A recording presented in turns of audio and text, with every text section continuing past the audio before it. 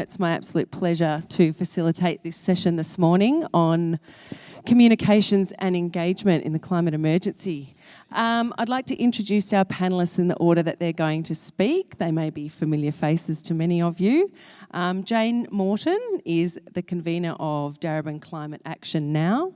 She's a clinical psychologist specialising in values-based treatment for people with severe emotional difficulties and a history of trauma. But she's also just authored a book published by Decan on how to talk about the climate emergency, and many of you may have it in your hot little hands, fresh off the presses. So well-timed, Jane. Our second speaker today is Giselle Wilkinson, and she's the outreach manager at Breakthrough National Centre for Climate Restoration. She's a co-founder of the Sustainable Living Festival, and she's also currently completing her thesis on mobilising whole communities to restore a safe climate. Welcome, Giselle. And our third speaker today is David Meiklejohn. He's the Executive Officer of the Northern Alliance of Greenhouse Action, which is an alliance of 9 councils working together on climate change. David has previously worked as a journalist and behaviour change consultant specialising in sustainability, and he's completing a PhD on responses of Australian local councils to climate change. So I'm feeling a little bit inadequate at this point with my lack of master's degrees. But look, the climate change emergency movement is for everybody. Okay. I might invite Jane to get started. Thank you. Okay, so yes, I'm going to take you just quickly through some of the main ideas in that booklet. Scientists are trying to sound the alarm. They've recently introduced a new category of risk, existential risk, but an informal poll of people with university education attending events at my house find that 8 out of 10 actually don't know what existential risk means. Well, it means most people will die, but it's not getting through. I don't think many people in the public or many politicians realise we're facing a risk that most people will die. So, they're also telling us that we could head into a hothouse Earth trajectory before 1.5 degrees of warming. Now, that's not very far away, right? You don't hear it being talked about though. You hear all this strange kerfuffle about 26% emissions reductions are our fair share of Paris, and that's something to do with 2 degrees, and that's something to do with keeping us safe. Well, no. And most recently, Hans Schnellenhuber in What Lies Beneath, saying that we're now reaching the end game. So they're trying in their own way to get the message through, but they need some help from us. The message is not reaching the public, and we know some of the reasons. The biggest reason that it's not reaching the public is a campaign of lies, a very clever, well-funded, well-orchestrated campaign of lies. Sometimes people sort of talk about, oh, well, it's right-wing values. No, there's nothing about lying that is a right-wing value. Another problem we've got is what's been called scientific reticence. So scientists quite naturally and quite appropriately speak in very unemotional language. They speak with a lot of caution, which in the ordinary course of the scientific method is a great thing. When we're facing an emergency and they're saying things like existential risk that actually most people don't understand, it's not great. We need translation. We need people like us in organisations like our organisations to help them get the message out. But up against that, in our organisations, is basically a psychological myth. How many times have you heard it said, fear doesn't work? That is the major obstacle in terms of the organisations that we're part of. So that's partly what I'll start with. Now, poor old David Wallace-Wells. David Wallace-Wells is a senior journalist. In fact, he's deputy editor of the New York magazine. He wrote an article based on his interviews with 20 scientists, and he tried to map out what the worst case scenario looks like in emotional words that people could understand. Now, people related very well to that. 2 million people read that article. David Wallace-Wells got kicked to death, not really, but he got a really good kicking from our side. You mustn't make people afraid, David. It's just not true. So I really, like, he's one of the journalists who is trying really hard on this. We should be throwing our support behind this guy, because I think he is absolutely correct to say that there is much more risk at this point in history of not scaring people enough than there is of scaring them too much. And at this point in history, people have a right to know. If there's a 1% chance we've set off a chain reaction that could end the human race, that's how he says it, end the human race, people have a right to know. This is about the climate emergency message. It's partly telling the truth. So I get particularly annoyed when the psychology is cherry-picked. So here's some psychology. If you look at a meta-analysis of 127 studies, not just some study that suits you, what you find is that fear works just fine. That's why public health campaigns use it all the time. They studied 127 studies looking at fear appeals, and they found that there is no identified circumstances in which they backfire. There was one backfire study. They have never been able to replicate that study. If you see people referring to it, it's cherry-picking. These people, their whole life is how to get the message out. If they are using threat plus action over and over and over again.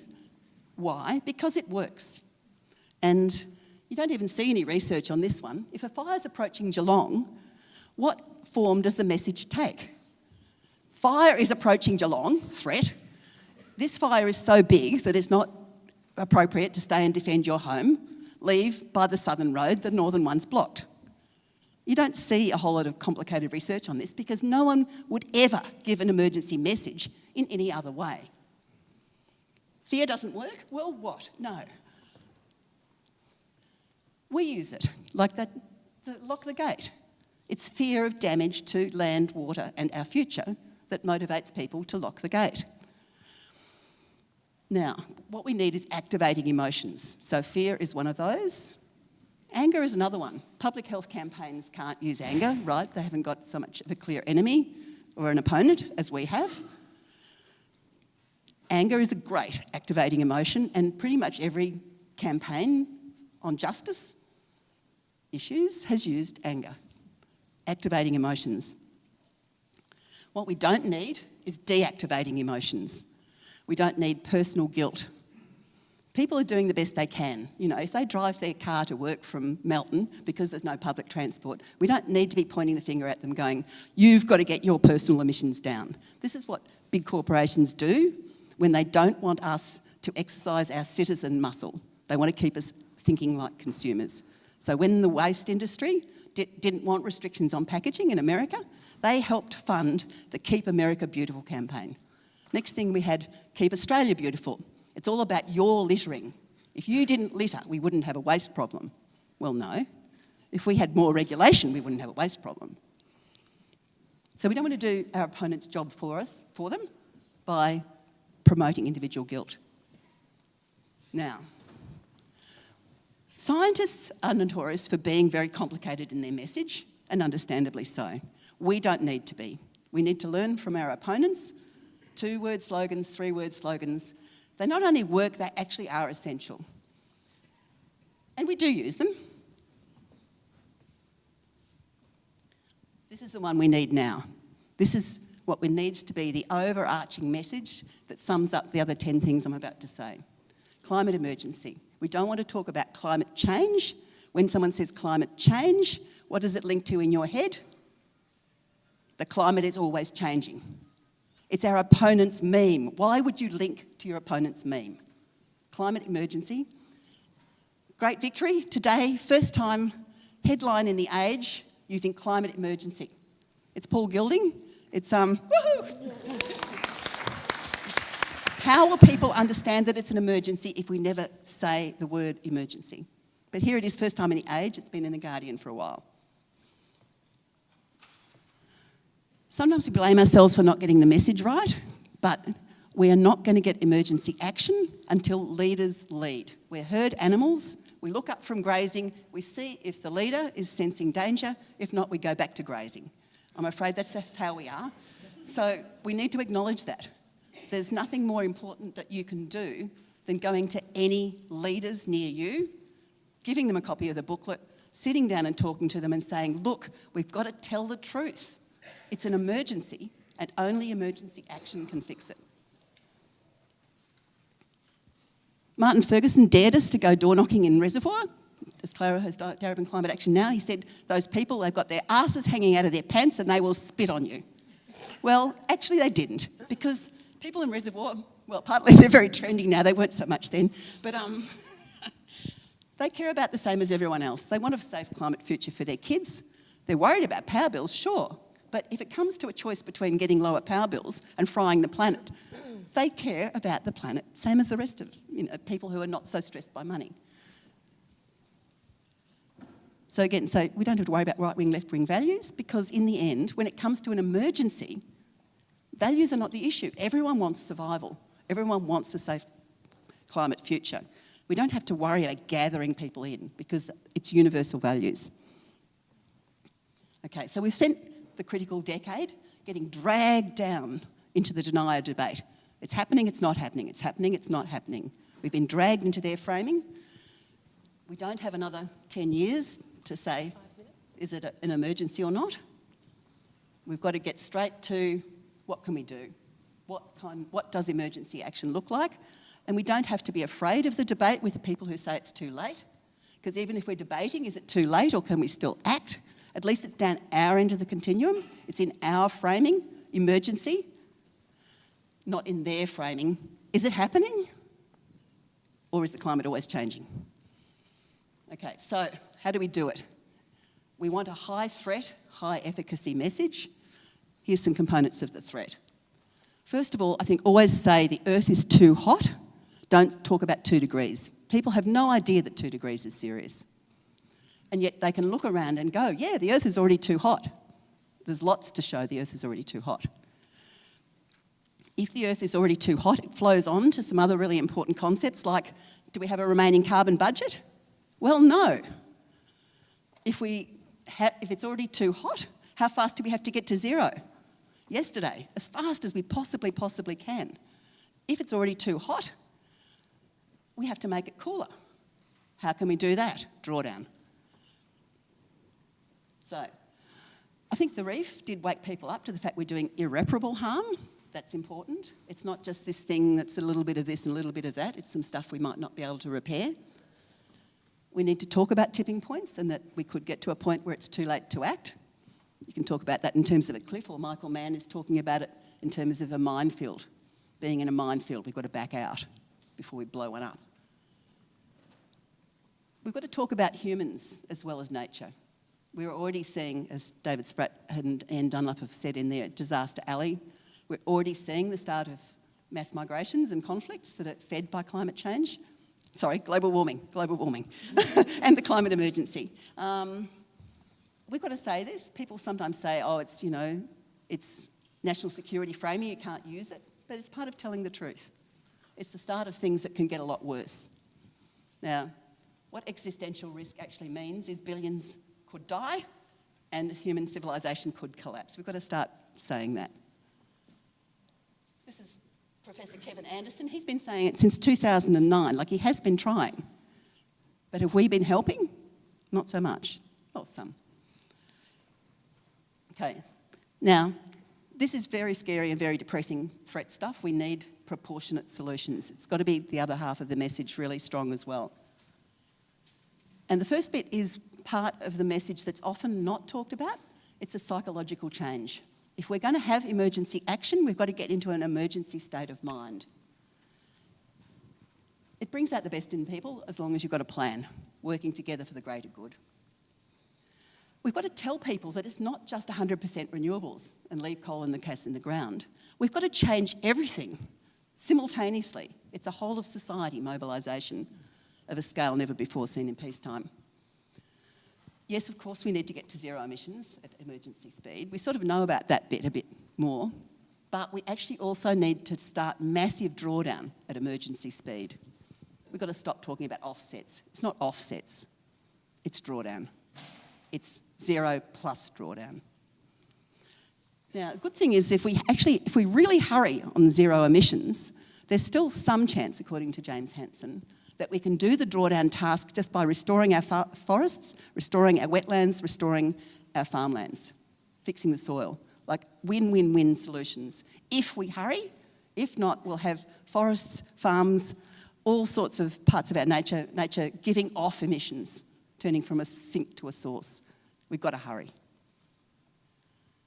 We're making the world a better place with our technology, but if we can win on this, we'll actually be fixing our democracy, getting fossil fuels out of our democracy. We'll be saving our free press.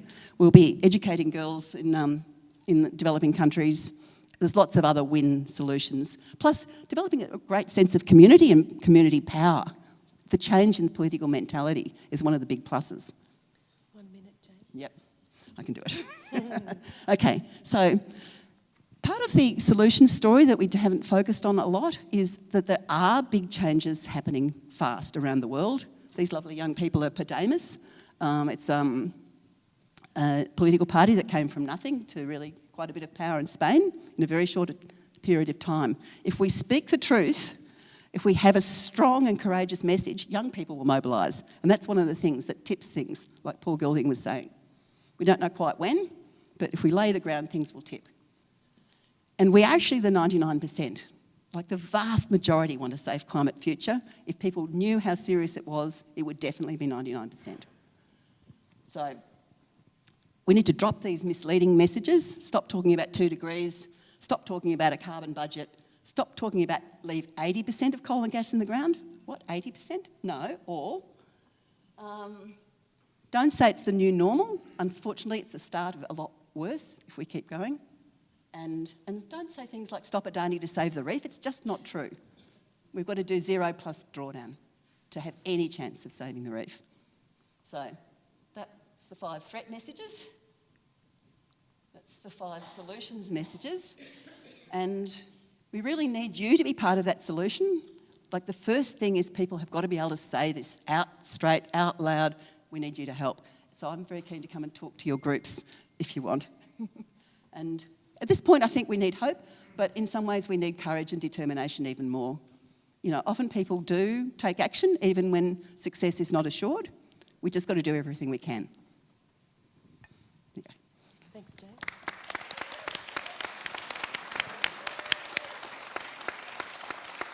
Okay, that's very comprehensive. Thank you. I can drop a few of my points, I think, now. I just want to say before I start that if there are any questions that come out of what I'm about to present to you, I'll be at the breakthrough table afterwards and really welcome, come and have a chat. Okay, so I'm going to talk about mass mobilisation in emergency mode, into an emergency mode. That's what we're mobilising for. I'm going to talk about the catalysts and hurdles and also my own search for the breakthroughs that might fast-track some of this and the new wave of activists and mobilisers and how do we do it and what does it look like. We've heard from Philip yesterday and it's been referred to a few times, this knowledge about what was once called the greenhouse effect and we're now calling the climate emergency has been around for a while. The 1890s is when it was first raised. And in that whole time through to the 1980s, more and more evidence was coming along, but it was in the far distant future. In the late 1980s, it became more evident that it was coming faster than expected, and that's been the theme ever since, faster and faster, more faster than expected. Something happened in the 1990s, and we had been on track. Australia was known to have the highest climate literacy in the world at that time. We were running amazing conferences. And I remember feeling like it was in hand and that we could trust our government and our leaders to do the job. We'd had the success with the hole in the ozone layer, you know. At that time, that was when I started a family. When I sort of put my head up again a few years later, nothing was happening. And it was the alarm bells started. By the end of the 1990s, the alarm bells were fully raging. Maria Taylor wrote a book, a thesis at ANU called Global Warming, Climate Change, what Australia knew and buried, then reframed as a new reality for the public. That pretty much describes what happened in the 1990s. It's a really good book. After that and getting involved, the first perplexing thing that happened was retaliation. Here we're thinking we're doing something, it's such important work, it's so important, it's so good, it's for the common good. Where's all this pushback and the undermining and the denial coming from it? It was very perplexing. Anyway, we get through all that and it continued, it still continues today. While that's happening, other concepts were coming in, like the concept of climate justice, the concept of the most vulnerable people being the first to suffer from the effects of what's been really the 10% of the population of the planet, our way of life. We also saw species protection take on a new meaning under the existential threat that Jane's been describing to us. At some point in time, the awareness became more and more full until a really full awareness kind of hit. And knowing that we had to do whole systems change, even what that concept is, it is hard not to go into overwhelm. And at that time, the solutions weren't very evident and what to do. We ran festivals, we got out, we started trying to talk it up, started to meet the constructed silences, started to be very unpopular, unwelcome. With the full awareness, the obvious step became evident. We had to step into a new mode of being, which we started calling emergency mode. That was in about 2006. And that emergency mode means reprioritising. Once you go there, you reprioritise. And you can see if people are there because they're reprioritising. They'll only go there if they have the full awareness. So my experience of that was back in 2006 with a small group of friends, colleagues in a strategy collective, used to meet and not have timelines on its meetings. This one went very late into the night, missed the last train home, grappling with what's going to happen. How do we get the whole of our society to step into emergency mode? And the answer was, when they realise it's an emergency. And then we finally were going, well, we realise it's an emergency. Are we in emergency mode? No, we weren't. So what then? So we just decided tomorrow morning, we'll wake up and we'll be in emergency mode and see what it's like.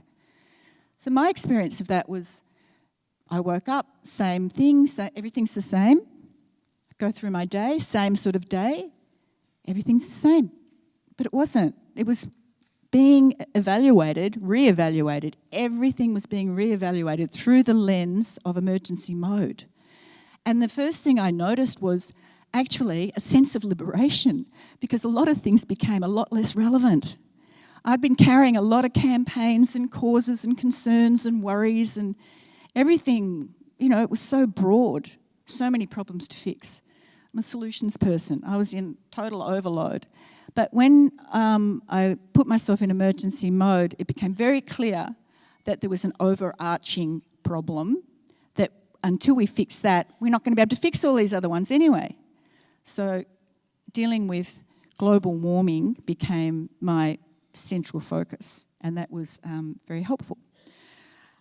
Over the time, more time passes, more books read, and into the movement came another element, personal transformative change. And I remember at the time thinking, do we really have time for this?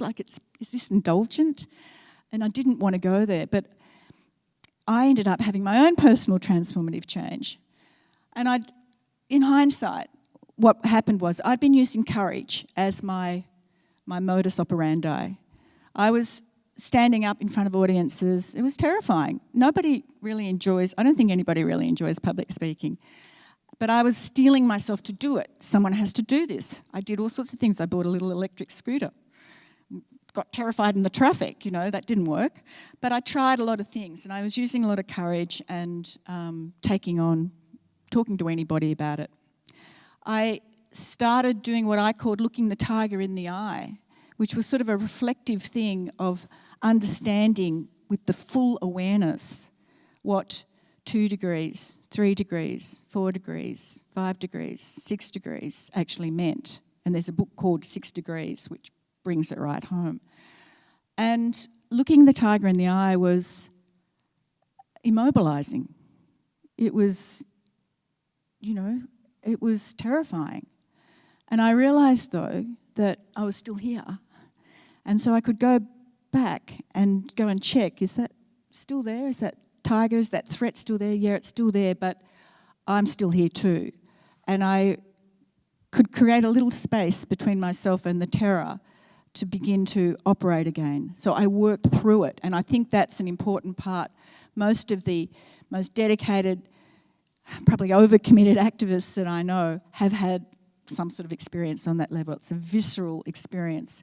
It's not something to get stuck in, but it's actually is a forging experience.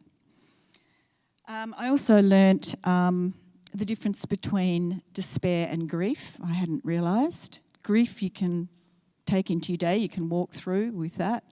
You can carry grief. It's actually an expression of love and, of what's being lost or has been lost. Despair, on the other hand, is immobilising, so not a place to stay. I learnt from Philip the difference between strategic optimism and tactical pessimism, and how we need both to be able to operate and to function in this context. Very empowering. And how long? 1 minute. Right. What happened to the 5 minutes? Sorry, I forgot. That's right. Oh, I'm actually, going no, to. it might be 5. We've got 5. Oh, good. Sorry. All right. I went to Paris in 2015 to the COP21 to see what mobilisation looked like overseas, because we're in a bit of a bubble here and we don't hear a lot of the good stuff that's happening. So it's actually quite a disempowering lack of information it's just not coming to us. It was amazing. So all the photos that you will have seen, the incredible, they spent years getting ready for that COP21 to really showcase civil mobilisation. So that's just some images that you can hold in your mind of what mass mobilisation into climate emergency might look like here. And I won't spend time talking about that now. I came back from that, and I decided that I'd done enough research, I had to write up my thesis. The thesis is called Mobilising Whole Communities to Restore a Safe Climate. And I started realising that we've got climate emergency change knowledge. And this is a new field, isn't it? Like, we haven't had to deal with this before. So we have climate emergency change knowledge developers that we need. We've got some of, we need more of. When we've got climate emergency change knowledge practitioners, implementers, and they are the people that go out and mobilise the rest of the community. Create the new wave, the next wave of mobilisers. To do this, part of the change knowledge that we need to put under our belt is that we need to be able to talk about the threat clearly, honestly, and not holding back on the fearfulness of it, the implications, what's already happening. We need to be able to also talk about the solutions and where more solutions might come from. But we've got a lot of solutions already, but it's not just one, it's not just 100% renewables, it is a myriad of solutions. And that there's a plan, at least an emerging plan. There's plans for mobilisation, there's plans for safe climate restoration. By having their solutions and the plan there, the threat can be held. People they're more open to hearing about the threat when there's solutions and a plan. In the what we were talking about yesterday, council to council, the buddying, very important role, because this role can fast track basically the uprising, the mobilisation of our society, institution to institution, council to council. I saw a really great YouTube just recently from a few months ago, and it was Kevin Anderson, probably our pin-up boy, I reckon, for the movement. and Andy Burnham, who's the mayor for Greater Manchester. So if you have a look, Google it, because you'll get a really good insight into what some mayors are doing overseas. Also, I wanted to comment on what happens when an organisation decides to step into emergency mode. The first thing is there's a re-evaluation. It's sit down, really re-evaluate what's already going on, what the thoughts are about how we're doing this, we're doing that. Re-evaluate how we're doing it in the context of the full emergency. And then it's about changing policies and changing objectives to correlate with the actual situation.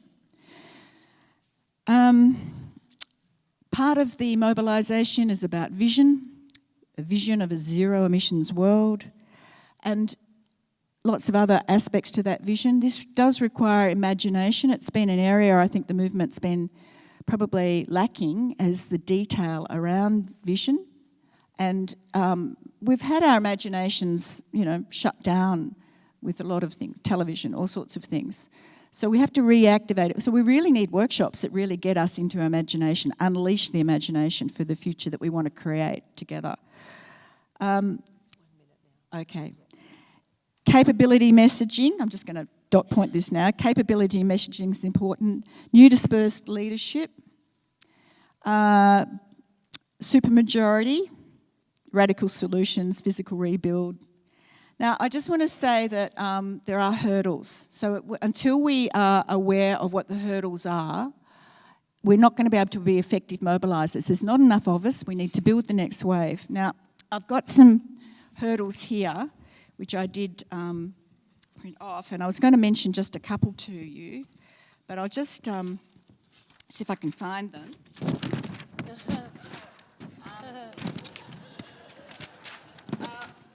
Just hang on a sec. The hurdles are a bit of a problem, but there are solutions. So I'm just, as one solution, I might just ask Jane to hold that lot.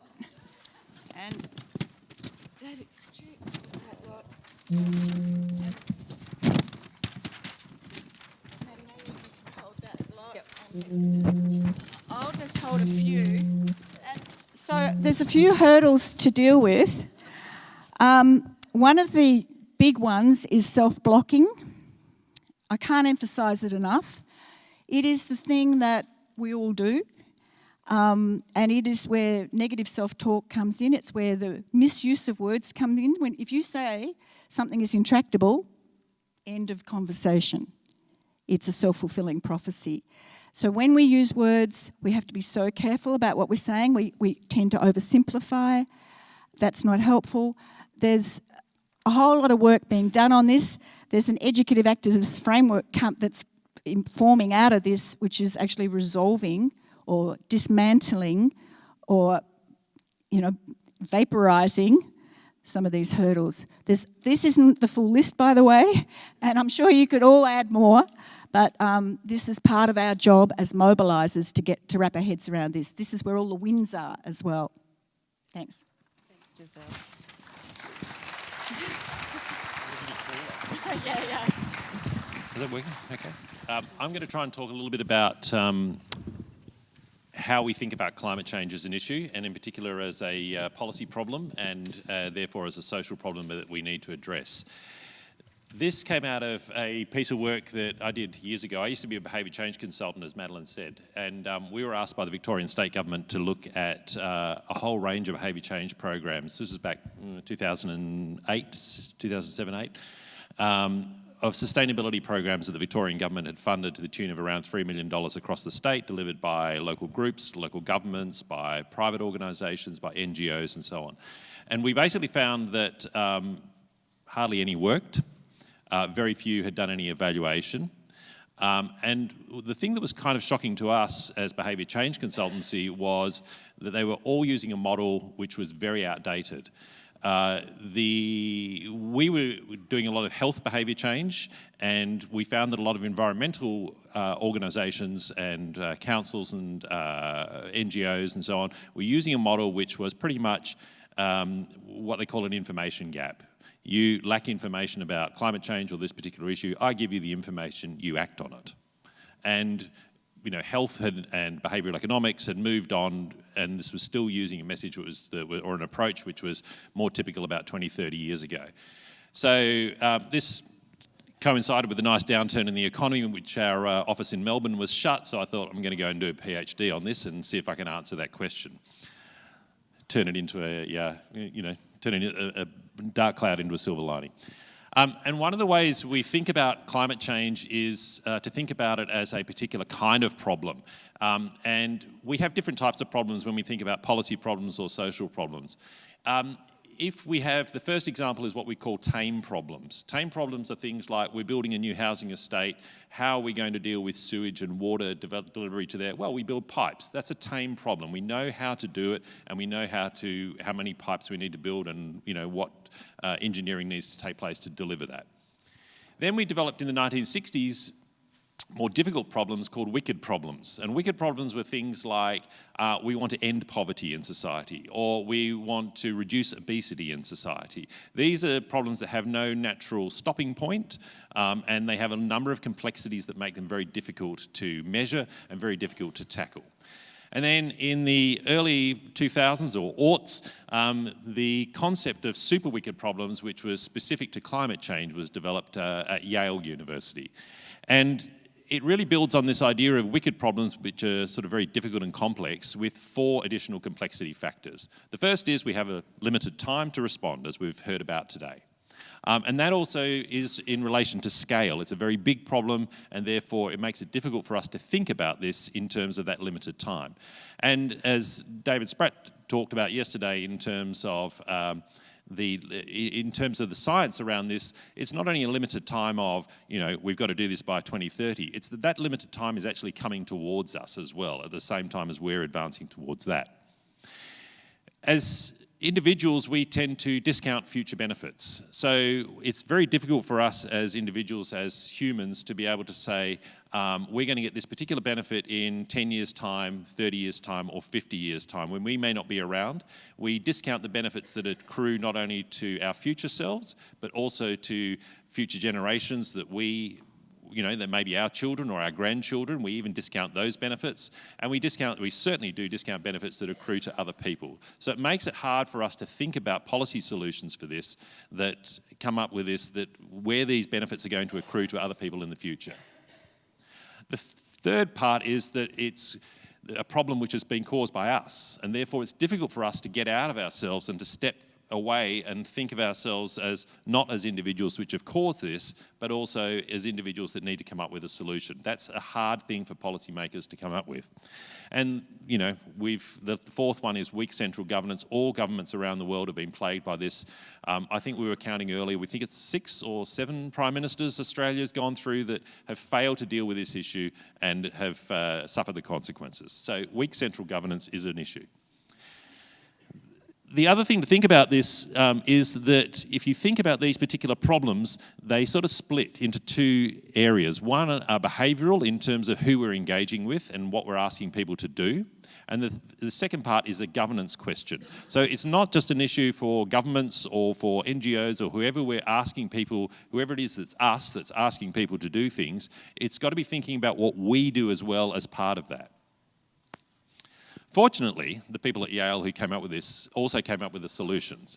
So the idea about coming up with a solution for climate change as a super wicked problem is that you need to meet these 3 particular factors. You need to lock in the gains. So, for example, if you think about it from a policy perspective, the carbon tax that the Labor government under Julia Gillard brought in wasn't a successful lock-in game because it was able to be repealed by a future government. So that makes it difficult. The withdrawing from the Paris Climate Agreement, because it has such a long lead time in terms of how long that takes effect, I think it's up to 7 years, Even after Donald Trump announced that the United States was going to withdraw from that, the US is still obliged to be a part of that agreement for the next 7 years. And in fact, it'll run out on the day before, hopefully, he is not re-elected in the US. So, those sort of policy instruments are quite clever in terms of trying to lock in gains. From a technology perspective, solar is a great example of that. You've locked in the gains. You're locking in gains about how people produce energy and how they consume energy. It's got to be sticky within a target audience. What do we mean by that? Well, sticky means it's got to be something that fits into their everyday lives very easily, that's something that they understand, that they get, and that they are prepared to take action on. And then thirdly, it can't just be a nice little niche of people who are doing this work. It's got to expand rapidly. It's got to meet the sort of mass mobilisation that Giselle's been talking about. You've got to be able to reach right across society as a whole. We've got to be able to target whole populations. So what do we need to do about changing this in terms of actually bringing about actions that need to do this? We need a really closer understanding of what people do in their households. It's not enough for us to keep going with this message of climate change, is this terrible thing. It is an emergency. I'm not saying that we shouldn't be thinking about it in those terms. We should definitely be thinking about it in terms, and we should be using it as a motivation for us to get out there and do that work. But we need to think about how people live their lives, because people don't live their lives constantly attuned to the news or constantly attuned to policy changes in the climate area. They're thinking about, I need to go to work, I need to get my kids to school, I need to be able to do all of these things. And yes, if they have the time to be able to think about those things and we engage them on a broader climate emergency mobilisation message, they will engage on that. But it's their day-to-day things that we need a much better understanding of what they're doing. We need to think about what are the different motivations for that. For some people, very early on, adopting solar was a strong environmental motivation.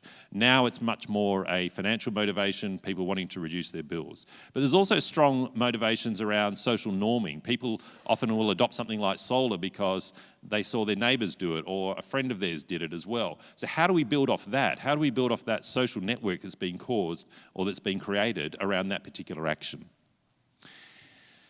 This third one applies much more to governments, and we've got to think about disruptive possibilities. It's not enough to think that we're all going to gradually mobilise and do little bits at a time. There's actually things that need to change wholesale.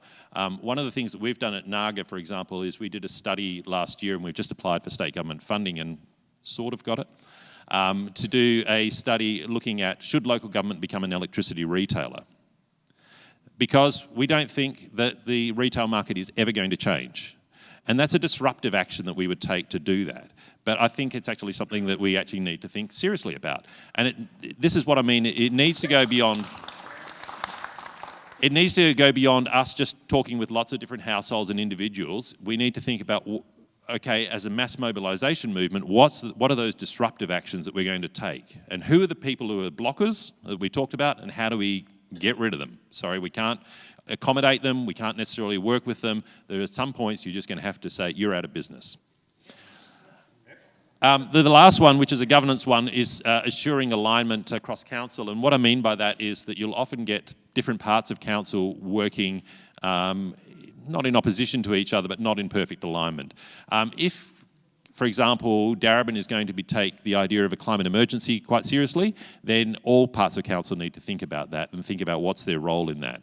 As a really practical example, a lot of the people who I've interviewed for my PhD have often given the example of, we run walk to school programs and cycle to school programs, but we still have lots of free parking around the school. So, these are two elements of council work that it has control over that don't necessarily align. Okay, what does this look like? I'm just about wrapped up. This is the last slide. What does this look like in practice? The example I use for this one is new parents. New parents, a number of us in the room have done this and have gone through this. We are concerned about one thing. We're not necessarily concerned, especially in the first couple of months, about climate change and what's our role in it. Actually, we're concerned about trying to get a night's sleep. We're really concerned about keeping this thing alive and making sure that child is safe and warm and healthy. And you can argue and say, and I quite agree with you, that working on climate change is part of this. But this is a particular group that is intensely focused on the domestic sphere because they're trying to go through a particular period in their life which really demands that. So when you think about this from what local governments can do, for example, local governments in Victoria have a tremendous advantage over their peers in other states in that we all run new parents groups. We run maternal and child health centres, and we have this fantastic connection. We're a trusted source of working with people in the community who are going through this particular experience. So we have these great supportive structures, and people come to us and trust us for this. What we tend to do is not necessarily think about how they're living their lives. These people are very time poor. They've got a lot of things to do in terms of feeding and washing and sleeping and feeding and washing and sleeping and feeding and washing and sleeping. And they've got different meanings of how they think about energy. They don't think about energy in terms of, oh, I better not turn the heating on because, I'm thinking about what's my contribution to tackling climate change. They're thinking about, I'm keeping the heating on because I want this child to be safe, warm and comfortable. And yet what we tend to do is we tend to give them 30-page booklets and say, here's all the things you as a new parent could do around climate change. And I'm always thinking, when are they reading this stuff? Really? I mean, it's really just not happening. So I think you can engage with those audiences. I think you can look through, working through new parents groups and be able to sort of say to them, okay, I'm just going to ask you to do one thing for the first 6 months. That's all I'm going to talk to you about is one thing that we're going to work together on the first 6 months. And that might be something really simple. It might be something that doesn't necessarily meet the scale of climate change or the threat of climate change, but it might be something like changing from hot water laundry washing to cold water laundry washing, something really simple. And then after 6 months, you go back to them. And you go back to them and you talk to them about something else that they're doing. The problem for us is we never track this sort of stuff. So we don't know where they're at. And this is the sort of thing that we need to start doing if we're going to engage these households in the long term. That's it.